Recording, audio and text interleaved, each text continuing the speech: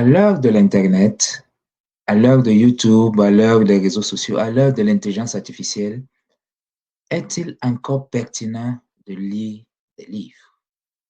YouTube est devenu, vous le savez sans doute, la plus grande bibliothèque au monde. Des dizaines de millions, que dis-je, des centaines de millions d'heures sont passées chaque semaine sur YouTube. Alors, est-ce que ça vaut encore la peine d'avoir chez soi un livre, des livres, ou de les emprunter dans des bibliothèques publiques? C'est ce que nous allons voir dans cette émission.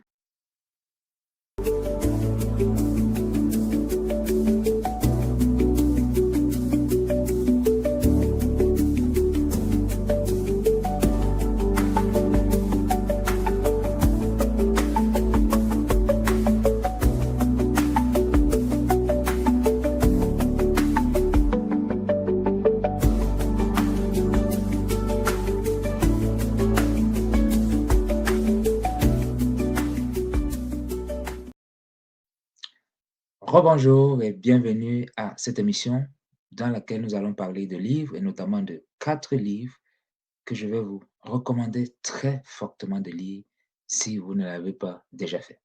Mais avant de vous parler de 4 livres et des raisons qui m'amènent à vous les recommander très fortement aujourd'hui, parlons de l'importance de la lecture de manière générale.